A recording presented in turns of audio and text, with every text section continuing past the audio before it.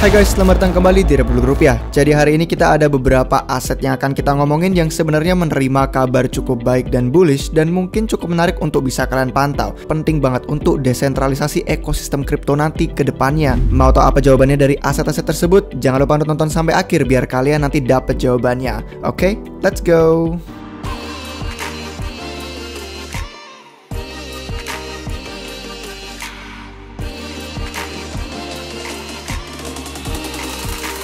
Hai guys, jadi si Do Kwon dan Terra Luna itu lanjut membeli Bitcoin dan Xero lebih banyak untuk cadangan mereka demi mendukung stablecoin UST.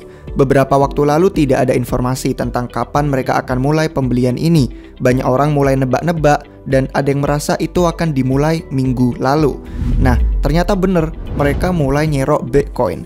Sampai dilaporkan bahwa Terra membeli Bitcoin senilai 125 juta dolar untuk cadangannya.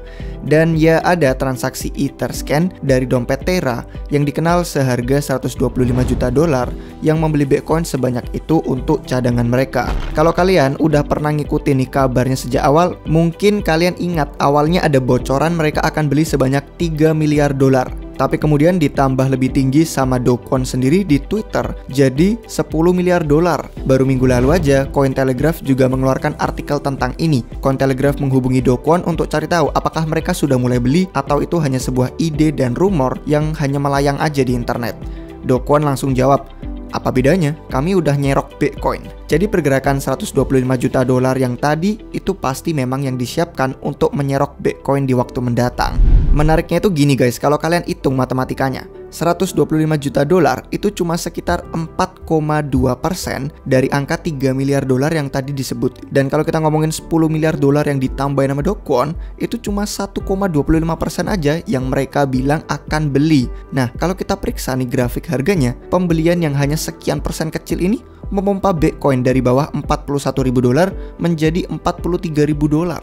Menurut kalian apa yang akan terjadi? Waktu mereka serok lebih banyak aset BTC untuk menambah cadangan mereka. Mungkin sudah saatnya BTC kembali tembus resistensi besarnya di 45.000 dolar, tapi mungkin bisa terbang lebih tinggi lagi dari sana. Itu sih mantap kalau kita bayangkan, tapi kan tidak ada yang tahu seperti apa ke depannya. Tapi di luar dari kondisi pergerakan harga pasar pun ada banyak hal di balik kisah Terra Luna menyerok Bitcoin ini.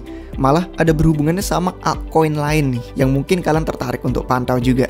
Nah, di tanggal 5 Maret, sebelum semua berita keluar tentang miliaran dolar dalam Bitcoin yang dibeli oleh Terra Luna, Chad Barefoot, pengembang inti untuk Thochain Rune, mengirim tweet ini. Stablecoin desentral terbesar di dunia, UST, akan memiliki pasangan dagang Bitcoin pada bursa desentral melalui Thochain. Apakah ini perlu dijelaskan lagi betapa pentingnya dan merupakan berita besar? Untuk yang belum jelas guys, integrasi ini berarti kita bisa melakukan satu perdagangan seperti menukar BTC ke USD dan begitupun sebaliknya tanpa perlu KYC atau minta izin. Kita nggak bisa mendukung desentralisasi Bitcoin tapi terus bergantung sama stablecoin yang terpusat kayak misalkan USDT. Dan itu pun kita masih pakai bursa exchange yang terpusat juga. Jadi kalau UST bersama dengan Rune, ini adalah cara yang tepat. Nirvan memberi komentarnya di Twitter. Kita perlu Do Kwon nih untuk melakukan live Twitter Space. Do Kwon langsung bales, ayo. Jadi apa nih artinya? Nah, blog Nomada di Twitter mengambil kesimpulan bagus. Dia bilang, kalau UST di Lightning Network itu akan benar-benar membawa BTC ke era transaksional dan kegunaan yang baru. Stablecoin desentral yang dapat ditebus atau ditukarkan dengan aset desentral. Blockchain Terra bergabung dengan Bitcoin didukung oleh Thochain.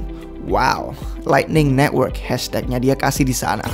Ternyata benar kita melihat saat ini UST sudah diintegrasikan ke dalam Thochain. Sebelum ini pun sudah ada petunjuk. Di bulan Agustus tahun lalu, Do Kwon masuk podcast.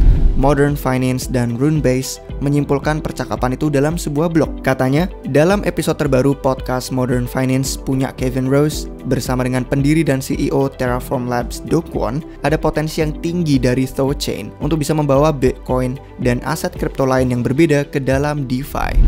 Do Kwon akhirnya lanjut mengungkapkan bahwa tim Terra dan Thochain akan menyiapkan relayer namanya. Ini biar pengguna bisa mengirim aset antara kedua ekosistem dengan mulus. Selain itu, ada tanda juga di bulan Januari tahun ini. Akun Twitter Thochain bilang, 2022 adalah tahunnya Thochain. Kalian ingin lihat aset apa nih di jaringan ini? Do Kwon langsung ngasih tanda isyarat UST, meskipun nggak kelihatan itu titik keduanya apa. Tapi selain itu pun ada juga video lain saat Do Kwon ngobrol tentang kepemilikan asetnya. Apa aja yang dia pegang? Aset terbesar kedua miliknya di luar ekosistem Cosmos ternyata adalah rune dari THOChain. Jadi semua tandanya itu pun sudah ada cukup lama mereka mengerjakan sesuatu. Ternyata benar, kita lihat integrasinya belum lama ini terjadi.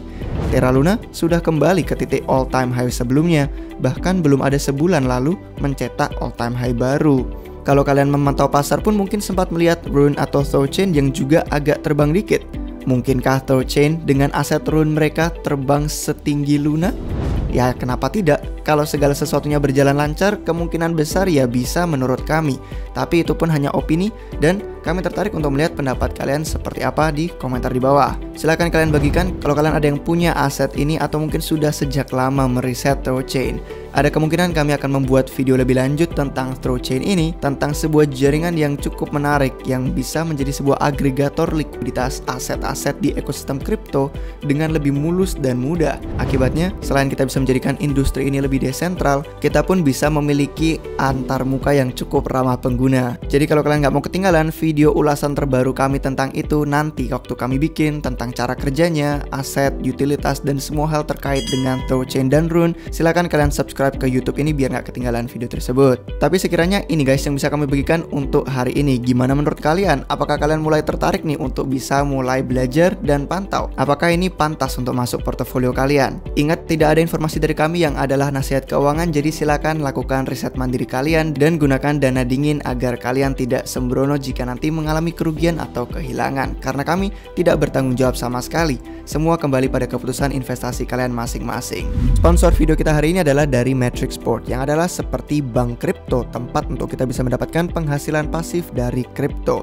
Perusahaannya didukung oleh beberapa orang besar dan perusahaan kripto lain, termasuk Bitmain, yang merupakan manufaktur alat mining ASIC Bitcoin terbesar di dunia. Mereka menawarkan banyak sekali produk kripto dari staking, savings, DeFi, dan banyak hal lain yang bisa kalian lihat di aplikasi langsung.